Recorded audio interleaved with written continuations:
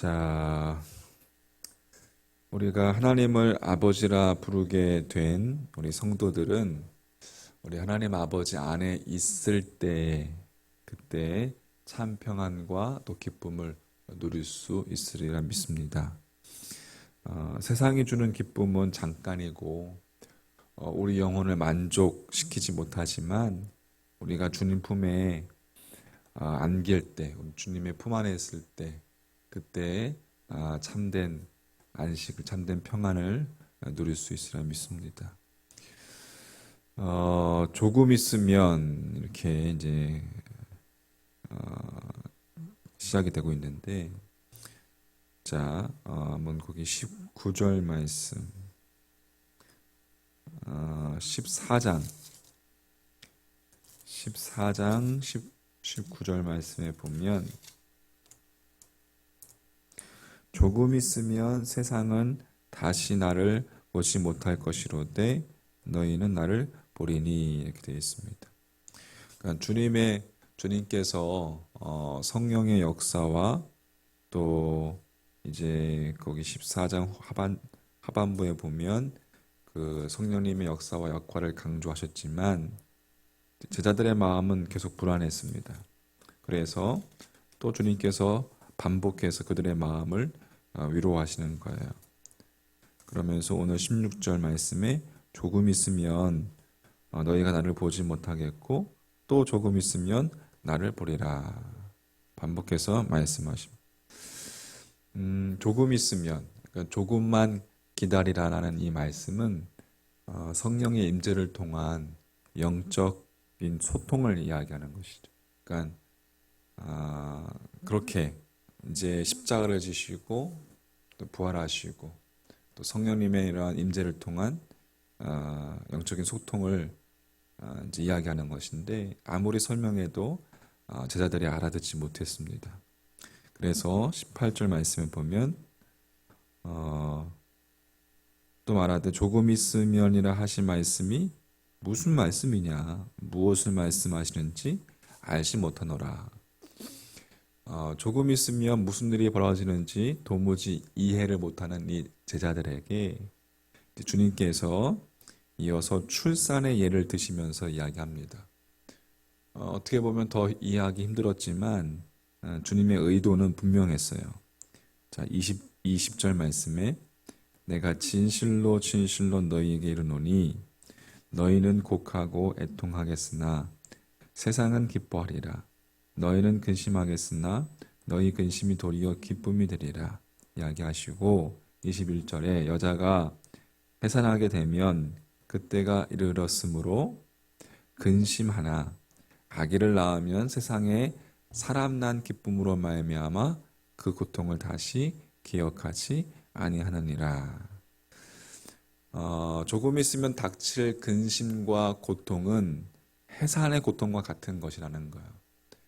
앞으로 제자들이 경험하게 될 예수님의 순환과 고난과 죽으심, 그것으로 인한 제자들이 받을 고통, 그 고통이었습니다.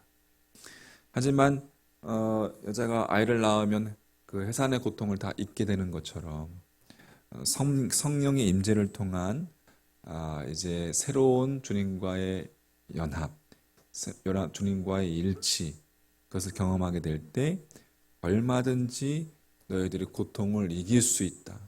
그 이길 수 있는 힘을 갖게 될 것이고 또 그 기쁨은 측량할 수 없을 만큼 놀라운 것이다. 라고 해산의 비유를 통해서 주님께서 말씀하시는 거예요. 아직은 도무지 이해할 수 없지만 나중 곧 조금 있으면 이제 경험하게 될 사건이었습니다. 조금 있으면 벌어질 일, 주님의 고난과 죽으심이었지만 십자가에 대속하신 그 예수 그리스도 그분 때문에, 예수님 때문에 조금 있으면 하나님과 이제 막힌 담이 무너지고 성령을 통해서 하나님에게 나아가는 놀라운, 각자가 하나님께로 나아갈 수 있는, 아버지께로 나아갈 수 있는 그러한 길이 열리고 놀라운 존재가 될 것이다. 예수님의 십자가 대속으로 우리는 하나님께 나아가는 존재가 되었습니다. 이거 참 중요한 거죠. 우리가 주님께로 여러분 각자가 나아갈 수 있다는 거예요. 하나님 아버지께로. 피조물인 우리가 신이신 그분, 전능하신 하나님 앞에 각자 나아갈 수 있다는 것. 히브리서 10장 13절에 보면 형제들아 우리가 예수의 피를 힘입어 성소에 들어갈 담력을 얻었나니 그 길은 우리를 위하여 휘장 가운데로 열어놓으신 새로운 살길이요 휘장은 곧 그의 육체니라. 예수님께서 십자가에 찢기심으로 말미암아 하늘로부터 휘장이 찢어짐으로 말미암아 하나님께로 나아가는 길이 열리게 되었죠. 누구나 예수의 피를 힘입어서 성소로 들어갈 지성소, 하나님의 임재 가운데로 나아갈 수 있는 담력을 얻었다. 나아갈 수 있는 길이 열렸다라는 사실. 여러분 이것이 놀라운 사건이고 신비로운 것이죠. 예수 그리스도의 죽음이 잠깐 근심스러운 일이었지만 그것으로 인해서 우리가 하나님을 만날 수 있는 길이 열리게 된 것이에요. 그래서 우리는 이제 누구의 이름으로? 예수님의 이름으로 구할 수 있게 되었고 하나님은 그 기도에 응답하실 수 있게 된 것이에요. 그것이 우리에게 생긴 기쁨입니다. 자, 24절 말씀. 지금까지는 너희가 내 이름으로 아무것도 구하지 아니하였으나 구하라. 그리하면 받으리니 너희 기쁨이 충만하리라. 아멘. 조금 있으면 올 그때 주님은 그날에 라고 이렇게 또 26절에 말씀하고 계시는데 즉 성령을 통해서 그리스도 예수를 통해서 우리가 직접 하나님께 나아갈 수 있고 이제 직접 하나님께 구해도 되는 날이 오게 된다. 그 당시 이제 제자들을 향해서. 그리고 그 날이 지금 이제 우리들에게 왔죠. 사도행전을 통해서 우리가 볼 수 있는데 자 26절에 보면 그것을 공동 번역으로 제가 읽어드리면 그날이 오면 너희는 내 이름으로 아버지께 구할 것이다. 우리가 지금 구하는 것이 누구의 이름으로 구하는 거예요? 예수님의 이름으로 구하는 거죠. 자, 제자들이 주님의 말씀을 이해한 듯 보여요. 그것으로 예수님을 믿는다라고 고백합니다. 하지만 여전히 아직까지는 여전히 주님께서는 여전히 제자들을 걱정하고 계셨어요. 앞으로 이들이 만날 환난이 쉽지 않다는 것을 주님은 알고 계셨기 때문에 그래서 아직 십자가를 지금 이 상황에서는 만나지 않았지만 이제 주님께서 제자들을 향해서 이미 너희가 세상을 이기었노라 라고 선포하고 계시는 것을 우리가 볼 수가 있습니다. 무슨 말씀입니까? 걱정하지 말라. 걱정하지 말라 라는 말씀이었고 또 제자들을 향한 또 우리들을 향한 하나님의 주님의 축복이었다는 사실을 우리가 보게 됩니다. 자, 33절 말씀 같이 한번 읽어볼게요. 마지막 33절 말씀 시작. 이것을 너희에게 이르는 것은 너희로 내 안에서 평안을 누리게 하려 함이라. 세상에서는 너희가 환난을 당하나 담대하라. 내가 세상을 이기었노라. 아멘. 네.